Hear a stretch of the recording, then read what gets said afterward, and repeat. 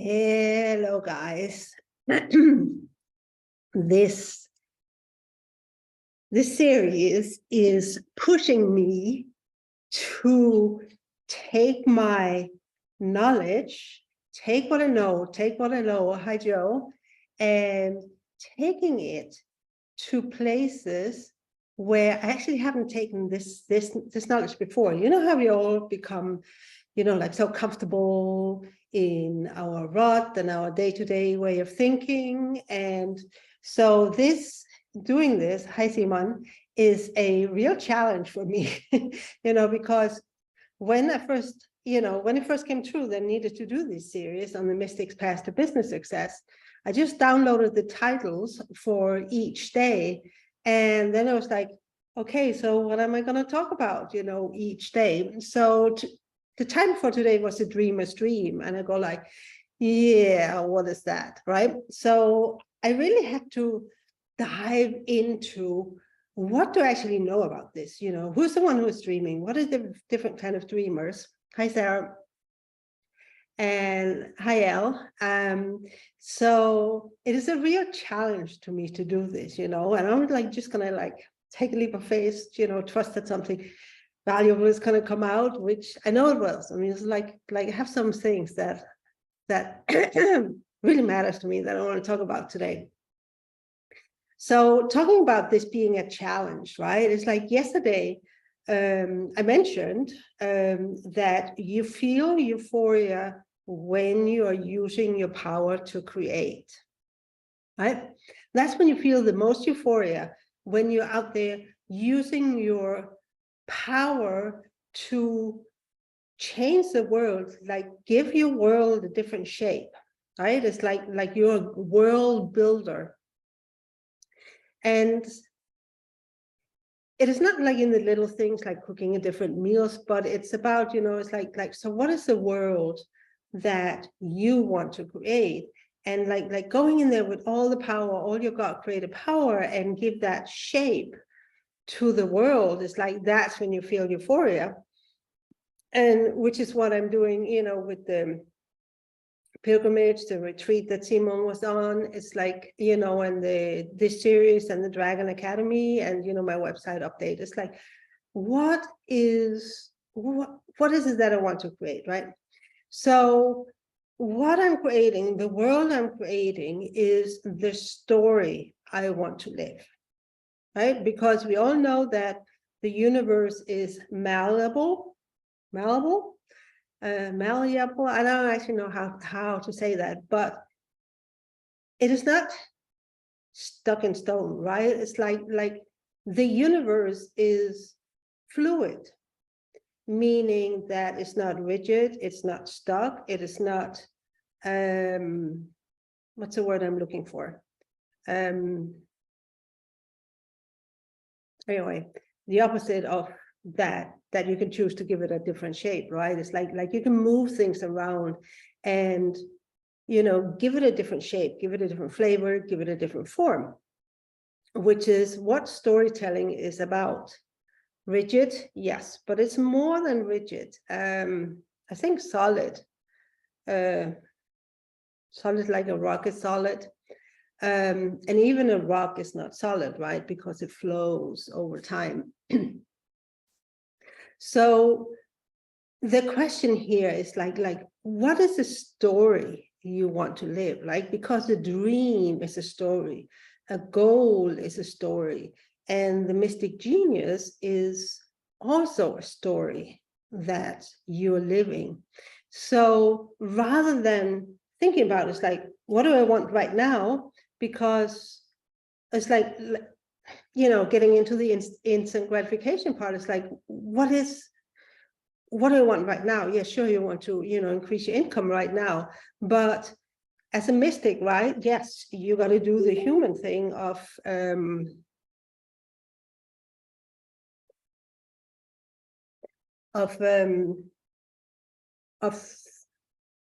like taking the actions that you have to do in this 3D world.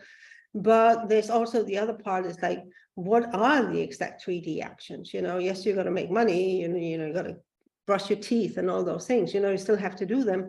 But in the big scope, what is the story you want to live? So do you want to live the story of being poor, always being short of money, never getting to live your biggest business dream? You know, whatever it is. Do you want to live a story of always caring about what other people think about you? Do you want to live a story where you feel powerless? Which is, of course, the shadow codes, right? So it comes down to is like, who is telling you what story to live, right? Who is telling you what story to live? And it's out there, right? It's society, it's history, it's ancestry, it's like the survival shadow codes, it's this, it's that, right?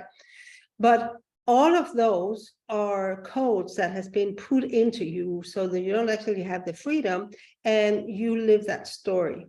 And if you follow, you know, if you read the literature, if you watch movies, you can see like pretty much every single piece of entertainment, that's like even song lyrics, it's all like shadow here, shadow there, shadow here, shadow there. It's all like the story of living in shadow. Is that the story you want to live? Is that the story you want to live? So if you don't want to live that story that other people tell you is the right story to live, because remember what I shared about my website yesterday, is like I had internalized so much about what a website should look like, even if I'd never read a rule book, that it was supposed to look this way, right? And then you have the website templates that comes like, put this in, it's supposed to look like this. And I was like, who is telling me what website story to create? You know, what is my dream website then becomes the real question, right? But who is asking, you know, whose dream, which part of me is dreaming about that website? And, you know, there's like websites, you know, you can optimize for sales and this and this and this and that. So then it's like, once you get this question, who is telling you what story to live? Is it you or the shadow world? Who is then writing your story, right? Who is creating your story? Who is the author of your story? Is that you? And yes, it's probably been you up to here, right? So part of being a mystic, you know, it's like at the heart of a mystic is, I don't want anybody to tell me what my story should be. And whatever the story is I'm writing, I will write the exact story that I want to live. And I don't care what the rules are. I don't care what society thinks. My life is my mystical journey, and I'll turn it into whatever I want to turn it into.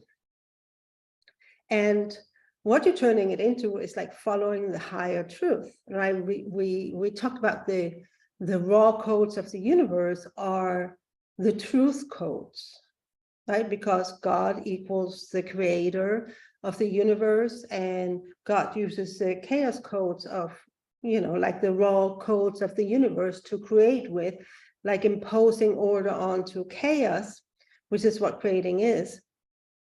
But because God is truth, like it's like the creation codes are truth codes, and that's the truth that matters to a mystic. So that's what the story you're creating for yourself is going to be created from, right? So it's a journey towards truth, the creator's truth, the truth of creation, the truth of the universe, and learning them to give shape to the universe, to change your part of the universe into your dragon world, your genius world, the magical story that you want to live, right? Because we all know, you know, like the 3D world is an illusion to you know, to some extent. There's like layers and layers and layers and multi-dimensions of things we can't even grasp with our senses. So what is the story you want to create for yourself? And then what is the story that you want to live? So, and then the last question about this is like, not the not the last one, the second to last. What is the story you really want to live? If you are savagely honest with yourself and throw away everything that you think you can do and you think you cannot do, and what's possible and what is not possible, and what is realistic and what is not realistic. What is the story you really want to do, want to live? What is the story you really, really, really want to live? And at the end of your time here in a physical body, what would be your greatest story to have lived? I'm going to ask you to like flip forward in time until the day you die, and you look back as like, did I live my greatest story?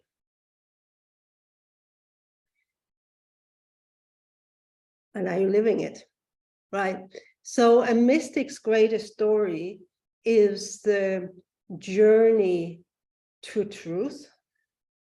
It's like the energy mastery is the mystical path of energy mastery, which is self-mastery, which is life mastery, which we know as shadow alchemy and your giant genius.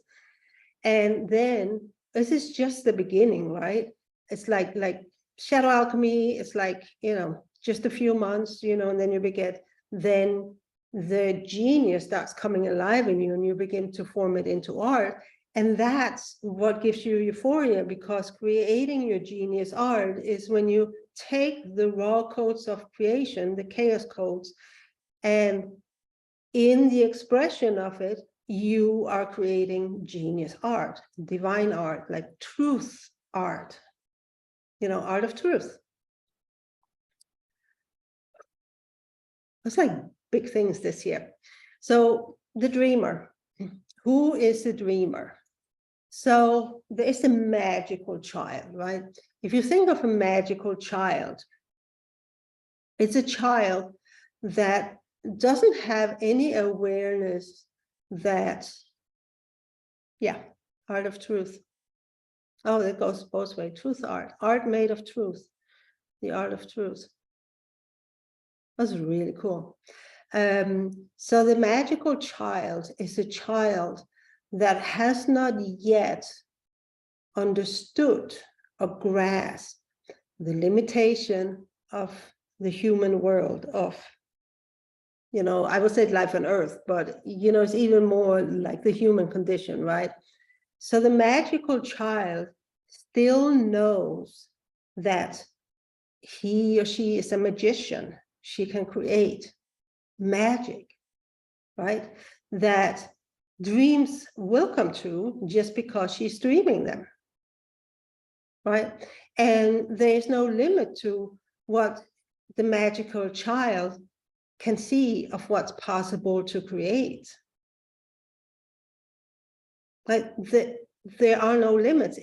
Limits don't exist in a magical child, right? It's like there's no limits to what can be imagined. I mean, of course, what can be imagined is like flavored by what data she has to imagine from. But beyond that, it's like there has been a study done, right, that the most creative people on earth are children before they go to school. And once they start to go to school, their creativity just plunges to the bottom. And, like all their creativity is basically, like closed down in school. So, which is so interesting, right? Because this is the magical child that can just create, So the magical child also believes in a power to create worlds just from pure imagination, right? It's like they have like the imaginary friends, and they probably are, they're probably spirits, but so she believes in her power to create worlds from pure imagination. It's like, I don't know if you remember when you were kids, but when you were playing and playing out a story, you were completely in that story. There was not a part of you that didn't believe wholehearted in the story you were playing at that time. So if you're playing like, what do you play? Yeah, police and robbers, or Indians and cowboys. I think Indians and cowboys was what I played with my friends back then. And we were Indians and we were cowboys, and a stick became a bow, or, a big branch became a horse. It's like we were completely in that world, creating it as we were living it. Was it real? This is where, when you come into genius and you have the power to make those things real. So then, of course, you go to school and you stop being creative. I mean, it's like simplified, right? But the magical child becomes the child shadow, which means that they still have the dream, but they don't believe. And when I say child shadow, right, it is not a child, it's like an adult child. But also the shadow is being, fed in the public school system. There's only one way of doing things right. And, get grades, and you're judged all the time, and the teachers has all the power, and blah, blah, blah. So anyway, what happens then with the magical dream of the magical child, and the whole, I can live in a different world, I can bring people into the world that I envision, and they can get to experience with me. She kind of like still holds on to that dream, that fantasy world, but it's like it's waiting for somebody else to make it come real, because the magical child, as you remember when you were out playing, cowboys and Indians, whatever, with your friends, it's like you totally had the power to create that world. You totally had that power to create that world, right? And everybody was in the same world. The child shadow doesn't have that power anymore, has lost that power to create a world for other people to come in and join you in. Right? It's like sad, I kind of feel sad when I'm saying this. So then, of course, like the whole, yes, right, Heather, fully submitted to that world. And I think you actually have held on to some of that magical child, especially when you see your stories or your posts, like when you're out in nature. I think that magical child in you comes alive. So of course, then, like it gets brainwashed, or, the peer pressure turns it into the child shadow. So that the dream then is still alive, right? I mean, I have held on to this dream of doing my pilgrimages for like decades, right? But I believed I didn't have the power to make it come true. So it's just a dream. It was not possible. I was not unrealistic. I didn't have the power to make it happen. And I just gave it up, right? It was just a dream I had that, and like talking about that, mystery business school is like, that's not ever my dream, I think. But anyway, the pilgrimages is like a decades old dream. And I just always was in my child shadow about it, because I didn't believe I had it in me to make it happen. I just didn't believe I had that power to make it happen. So it remained a fantasy that I always came back to. Oh, I wish I could do this for a living. The next one actually is to Egypt in early February, first week of February. I'm like totally excited about that. So the child shadow still has the dream, but because she feels powerless to actually turn the dream into reality, she escapes into the dreamland all the time, and kind of like, well, I don't have the power to make it happen, but I know it's possible. So if I don't have the power, that means that somebody else has the power. So I just have to wait, and then hopefully one day somebody will create it for me. And because like the sort of the core of the child shadow is the powerlessness. I don't have the power to do it myself. So this is where dreams die, right? And you kind of have to grow up and, settle for what you can get, without being in the power, and maybe a little flavor of your dream. Like, for example, with my pilgrimages, I would do like a day or, 2 one-day tours every summer, and that was it, right? I would just settle for that. And occasionally I would take a tour around Iceland. I was living in Iceland at that time, which is why I'm talking about Iceland. But I would take like a round trip around Iceland, and it's like several phenomenal power places scattered around. But mostly it was just like 1 or 2 one-day trips a year. It was like, just like, like to cling to that dream and never be able to sacrifice it, never be able to let go of it completely, right? But also the powerless, it kept infusing me with whenever I thought, I was like, I really want this, I don't have the power to make it happen, right? It was like kind of a vicious cycle that I kept the dream alive, but also felt powerless to actually make it real. So then you come into the adult dreamer, right? The child has grown up and kind of, which is where we go into the power codes here. So the sovereign archetype is like the adult version of the child. And the dream becomes a vision, right?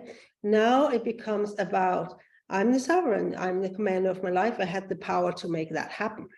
So now we are taking the inherent powerlessness and coming back to, okay, so I need to bring the power in here and take what I want, what I desire my life to be, and turn energy into matter, right? It's like, or turn desire into matter, turn what I want into matter. This is really what the sovereign is all about. Hey, I'm adult, I'm going to decide how my life is going to be. So it is about owning the power that you can actually shape your world. You can give your world a different shape. So the part here is that the sovereign is limited in sight. So it goes like the magical child, the shadow child comes up here to the sovereign, but we actually want to go up to the mystic stream, right? But we aren't there yet. So the sovereign has the power and can create magic, but it's limited in sight to what seems, what is imaginable, what can be imagined based on the data coming from the outside world, right? It's like so for example, a vision I have is that I can make 50K a month cash, right? Because I've done it before, I know it's possible. That's what I can imagine. So this would be a vision that the sovereign would have, if I just, roll up my sleeves, do my shadow alchemy, because the only reason I'm not having it is like shadows, and, keep on doing it, then I can make it happen, because I'm in command of what my world looks like all the time. I'm the creator, right? So this is where I begin to own my power, but my true dream got lost because the child grew up, right? So you have to have, the adult visionary. So you have to let go of your childish fantasies. So my childish fantasy is the pilgrimages, for one thing, and just living with mystical experiences. I had to let go. I had to let go and focus completely on, just learning how to create money and learning how to sell and learning how to market and learn all these things, because that's the power that I then needed to, to actually shape my three-dimensional human world. So that's the adult dreamer, right? The adult dreamer dreams of, what can I use my power for? I actually want to share with you like a shadow I just worked with this morning, that I was doing shadow alchemy on.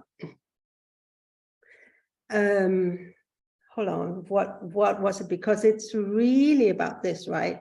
Where I realized that the euphoria, I talked about the euphoria is in creating, but the euphoria is in knowing you have the power and is using your power and are using your power to shape the universe, to give it a different shape, right? That's a euphoria in using your power to create something that didn't exist before. That's a euphoria. And so that's a part that needs to be owned. And you can either create from shadow, or you can create from genius, and you can create from power codes also, which is where the adult part comes in. So what I realized when I was going through this is that, the addiction to crisis, to be crisis motivated, creating a crisis for yourself. Nobody's ever a victim, you always create your own crisis. That the allure of a crisis is that I get to be the hero, because with a crisis, right, everything looks terrible, anxiety and worry and desperation and terror, pick your own feeling to have. And then against seemingly impossible odds, I will pull up my power, right, and come in and save the situation, right? So I can really get to feel the hero. And the part of that, which is why it's so hard to let go of, because we keep doing, getting back to creating crisis, is that rush of euphoria you get from knowing how powerful you are. I mean, like that rush of knowing you're the hero, right? You can pull up that hero's power and overcome that crisis. It's like you're that powerful, That's like such a rush. And if you didn't have that, how would you know how powerful you are to create, right? It's like kind of you need the crisis to know that you are a powerful creator, that you can create the impossible. So yeah, you try that with a few crises, right? And then you actually want to stop creating crisis, because creating crisis is the victim shadow. You don't really want to go there. You want to go in and create genius art again. So my thing with my shadow this morning was that I had to be willing to sacrifice crisis motivation, but the rush of a crisis is that you get to feel like a powerful hero, right? Never underestimate what a rush that is and how addicted you can come to it, especially if you don't believe that that's the only way to feel this power. So for me, the real shadow here was I was afraid that if I stopped creating a crisis, I would never get to feel how powerful I am anymore.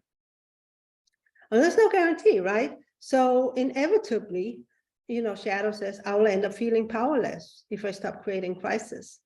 And then, like my whole life comes to an end. So basically, I had to be willing to sacrifice crisis creation in order to find out the truth, if I actually am powerful all the time, or if I need a crisis to activate my power, that without a crisis, I'm just like a powerless no one, right?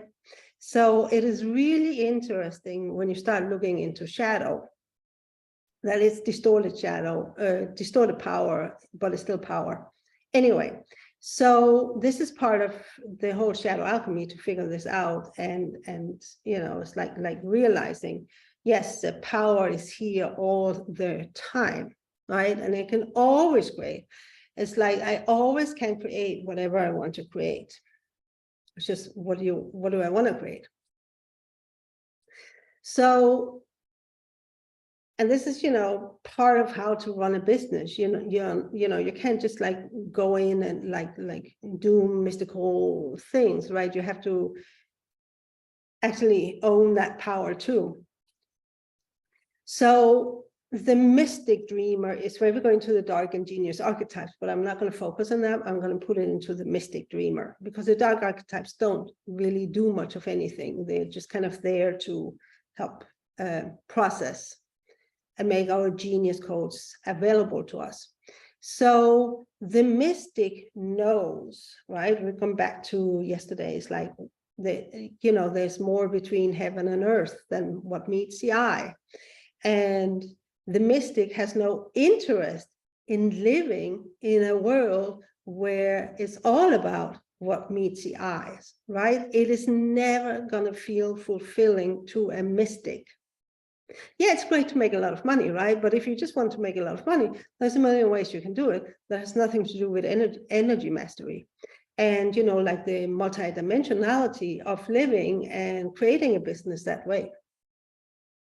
So the mystic dreams a magical dream, right?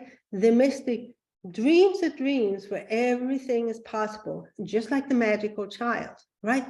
It's like the mystic is the magical child in the grown-up version, which is, you know, genius, dragons. So we go into, it's like seeing beyond what is there and actually closing the eyes. It's a blind seer, right? Closes the eyes to everything you have been taught about what's possible.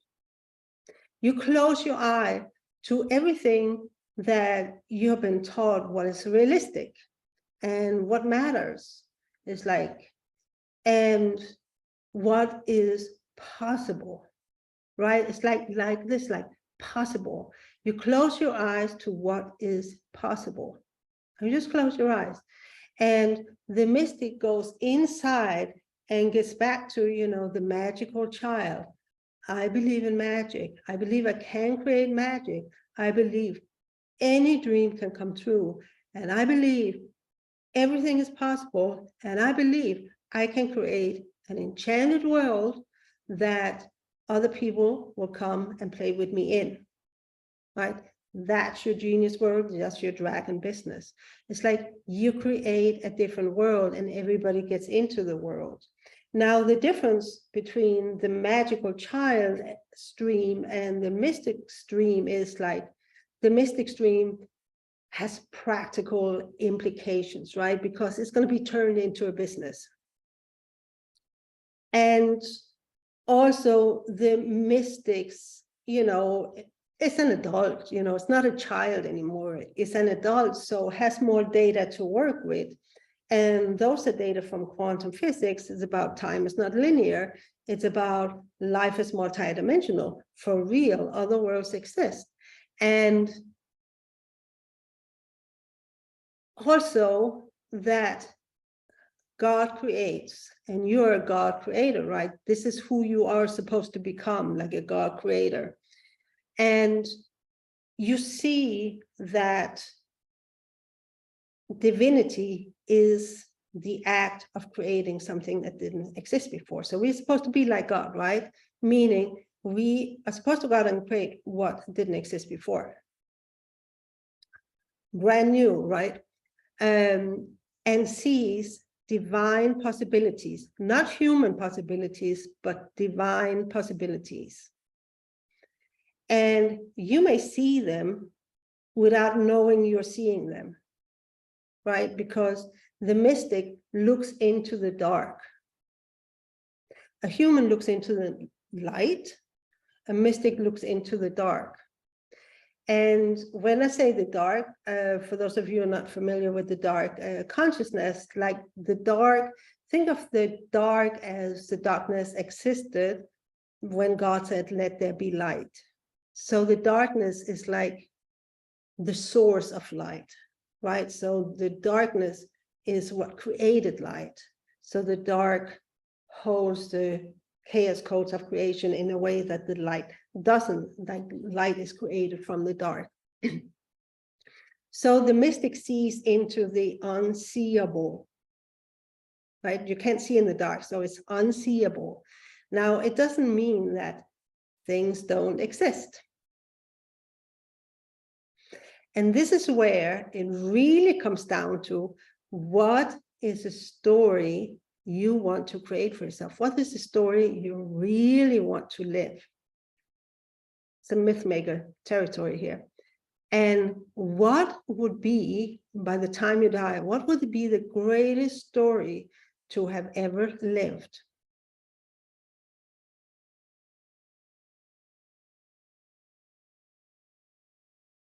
I think this is a really, really important question, right? And the the creation of that great story is, you don't actually have to know what it is, but it comes when you start unhooking from shadow, so you're not run by shadow anymore. You have freed yourself from shadow and submitted yourself to genius, so that you find doing yourself crazy things like I'm doing this series here with less than 24 hours notice.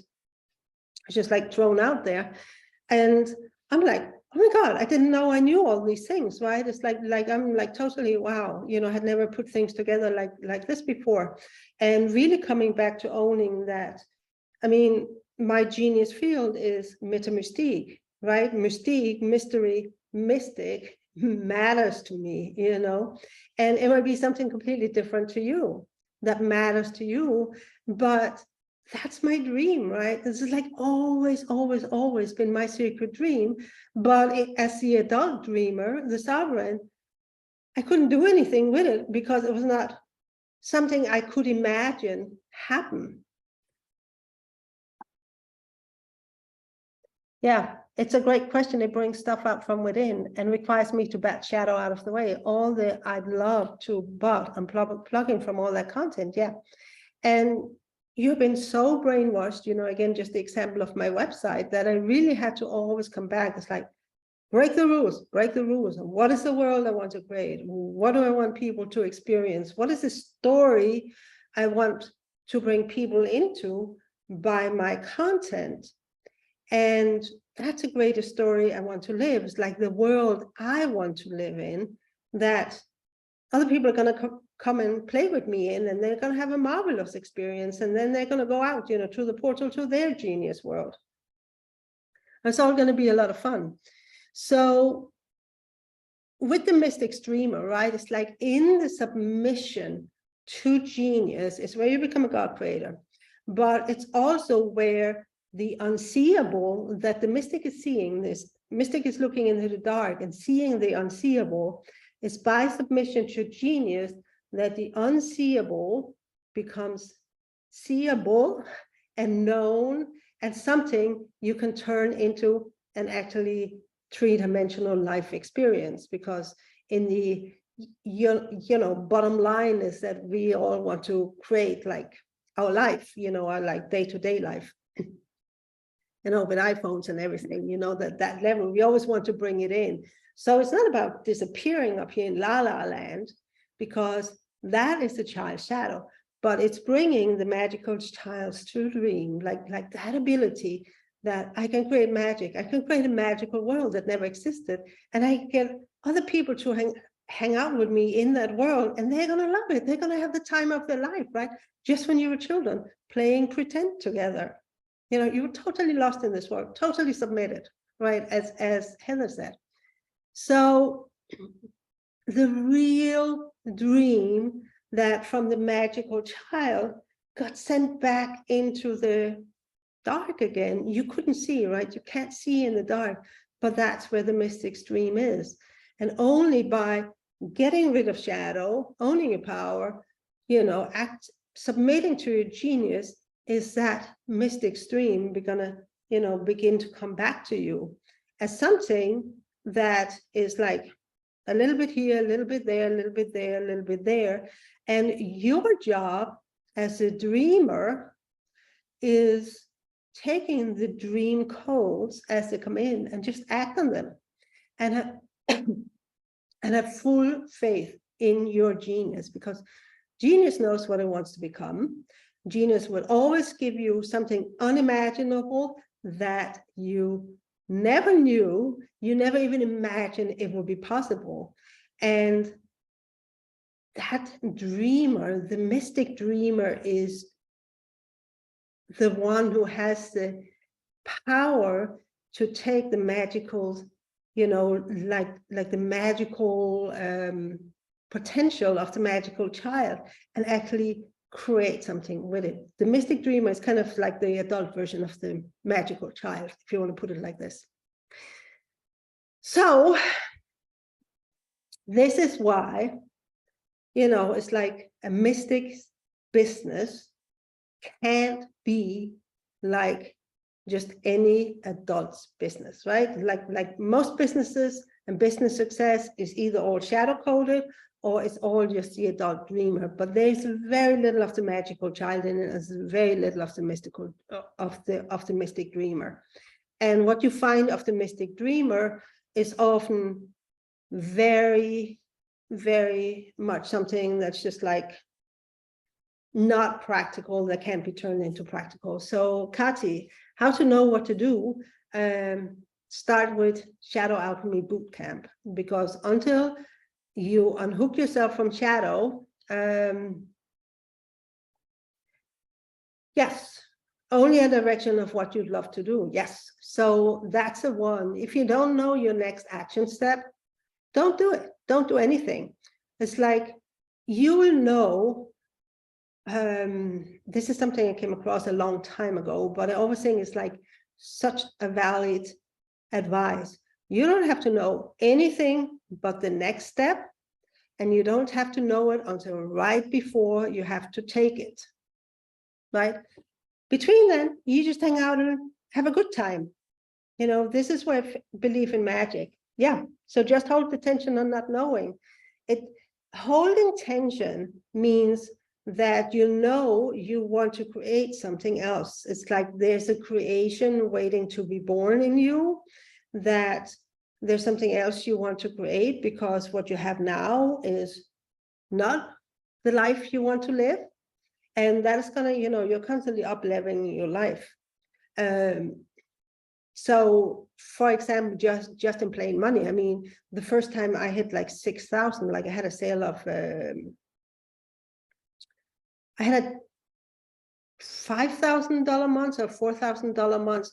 I was like blown away that I could make so much money. And then it became 10,000. I was like, oh my God, it's like, so much money, right? And then I see, okay, can I push it further? Can I get to 20,000? Can I get to 50,000? And so there's always a new creation waiting to be born. So until you know what the next creation is, you just, okay, with not knowing, even as you, yeah, I'm a creator. What else can I create, right? So you're a God creator. God didn't stop after one creation. God didn't stop after two creations, you know, whatever. It's like just endless creations. I mean, you have a million different kinds of grass here on the planet. You have mosquitoes, so I don't know what God was thinking. So once you submit to your genius and just take the next step and next step and next step, and just deal with all the shadows, alchemize all the shadows that are going to come up, because they are going to come up, right? And you can't ignore them. You can't minimize them, but you can either, you know, alchemize them. That's like still really works for me. If I try to just sometimes brush them away, it's like they'll come back and haunt me, right? So if anything, start with Shadow Alchemy Bootcamp, because after 2 months in Shadow Alchemy Bootcamp, genius is going to start trickling out. And this has been really, really awesome to see. It's been really awesome to see. What do you mean by that? It was just like, what else am I capable of? Oh, what else am I capable of creating? What if I alchemize some more shadow? What else can I create? And it's like pushing yourself towards the next goal or the next expression of your genius art is going to expose the shadows that have prevented you from going either further, right? So it's always, what's my next creation? What else am I capable of? What more magic can I create for myself? How can I further shape my world to become the greatest story I ever lived? How much further can I go into my genius world and spin a weave like a myth that we're all going to live in, you know, that's going to take you deeper into your genius world. So that's how it goes, right? There's never an end to creation, and it's always more of the unimaginable. So we don't know. We don't know. It's like just submit, and that's going to take you on the, it's going to create the greatest story of your life. So that was sort of everything I had today. I thought I was only going to talk for 20 minutes, but it got to be a whole lot further. So anyway, this is why Dragon Academy, it starts with Shadow Alchemy Bootcamp. You know, you gotta deal with those shadows. And Shadow Alchemy Bootcamp is set up so that it like creates new neural pathways in your brain so that when a shadow comes up, you go straight into alchemizing it, because this is what you have trained your neural pathways to. It's like really cool when that happens.